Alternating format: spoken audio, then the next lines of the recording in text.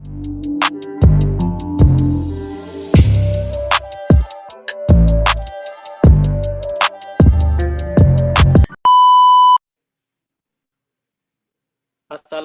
warahmatullahi wabarakatuh. Selamat pagi, selamat siang, dan selamat malam bagi kalian yang udah nonton video presentasi ini. Kami dari kelompok 72, Ambika Satyaki atau Ambis, akan menyajikan dan mempresentasikan mengenai sejarah ITERA. Mungkin teman-teman ada yang belum mengetahui tentang sejarah ITERA, seperti kapan dibangun dan diresmikan, lalu lokasi ITERA itu di mana. Jadi langsung saja kita dengarkan penjelasan dari kakak-kakak ini. Silahkan dimulai, Kak. Jadi, yang pertama adalah rasionalisasi pendirian Institut Teknologi Sumatera. Pada tanggal 6 Oktober 2014, Presiden Republik Indonesia melalui Peraturan Presiden telah meresmikan Institut Teknologi Sumatera atau ITERA di Bandar Lampung dan Institut Teknologi Kalimantan atau ITK di Balikpapan sebagai perguruan tinggi negeri. ITERA dinotis pendiriannya dan akan dikembangkan serta dibina oleh Institut Teknologi Bandung atau ITB selama 10 tahun ke depan. Dengan kualitas minimal setara dengan ITB. Program studi yang diselenggarakan oleh Institut Teknologi Sumatera adalah untuk pemenuhan kebutuhan tenaga sarjana di Indonesia, khususnya di Sumatera. Sebelum diresmikannya ITERA dan ITK sebagai perguruan tinggi negeri, di Indonesia hanya memiliki 2 institut teknologi yang diunggulkan, yaitu Institut Teknologi Bandung atau ITB dan Institut Teknologi 10 November atau ITS Surabaya. Kedua institut tersebut berada di Pulau Jawa. Di satu sisi, kedua perguruan tinggi tersebut saat ini kapasitasnya sudah melebihi daya tampung maksimalnya. Sedang di sisi lain, kebutuhan akan lulusan dari Institut Teknologi di tingkat nasional semakin meningkat. Atas dasar kebutuhan tersebut, Kementerian Pendidikan dan Kebudayaan memutuskan untuk menambah jumlah institut teknologi di Indonesia dalam rangka peningkatan dan pemerataan kualitas SDM pada tingkat nasional. Sehubung hal tersebut, pemerintah menetapkan Institut Teknologi di Kalimantan. Institut Teknologi di Sumatera akan dirilis pendiriannya serta dikembangkan dan dibina oleh Institut Teknologi Bandung atau ITB dengan kualitas minimal setara dengan ITB. Pembangunan sebuah institut teknologi di Sumatera juga dikaitkan dengan Master Plan Perencanaan dan Perluasan Pembangunan Ekonomi Indonesia.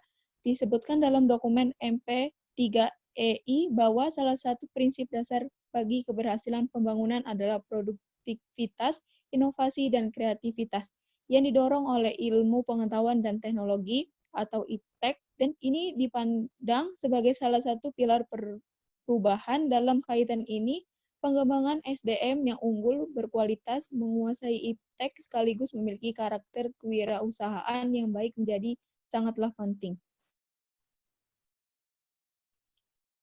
Peningkatan kemampuan SDM dan IPTEK nasional menjadi salah satu dari 3 strategi utama pelaksanaan MP3EI. Hal ini dikarenakan pada era ekonomi berbasis pengetahuan, mesin pertumbuhan ekonomi sangat bergantung pada kapitalisasi hasil penemuan menjadi produk inovasi. Salah satu kunci keberhasilan pelaksanaan MP3EI tergantung pada upaya cerdas dan efektif para aktor inovasi dan unsur akademis atau penelitian, dunia usaha atau industri, masyarakat, legislator, pemerintah. Beberapa pemikiran berikut harus diupayakan dalam perencanaan dan pemanfaatan secara cerdas potensi anak bangsa dalam rangka membangun Indonesia maju yang bermanfaat, antara lain.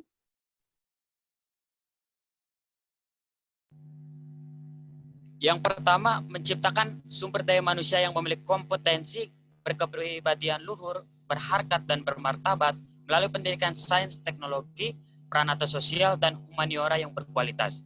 Yang kedua adalah optimalisasi sumber daya manusia berpendidikan S2 dan S3 yang telah ada dan menambah 7.000 sampai 10.000 PhD di bidang sains dan teknologi secara bertahap dan terencana.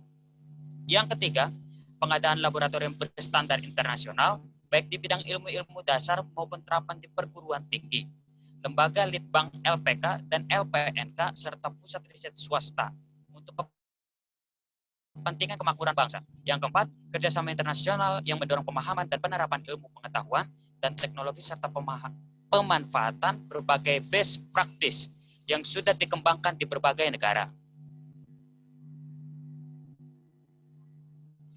Potensi sumber daya energi wilayah Sumatera seperti minyak bumi, gas bumi, batu bara, dan panas bumi tersebar dan berlimpah merupakan modal dasar dalam mewujudkan Sumatera sebagai lumbung energi khususnya melalui pembangunan ketenaga listrikan dan penyediaan energi bahan bakar dan industri.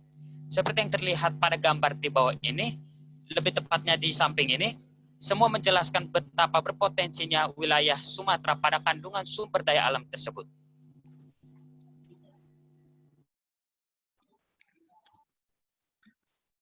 Dalam konteks strategi utama pelaksanaan MP3EI, peran sumber daya manusia yang berpendidikan menjadi kunci utama dalam mendukung pertumbuhan ekonomi yang berkesinambungan. Oleh karena itu, tujuan utama di dalam sistem pendidikan dan pelatihan untuk mendukung hal tersebut di atas haruslah bisa menciptakan sumber daya manusia yang mampu beradaptasi dengan cepat terhadap perkembangan sains dan teknologi. Upaya percepatan pembangunan nasional, khususnya dalam bidang sains, teknologi, dan seni, memerlukan kesiapan penyediaan sumber daya manusia yang unggul.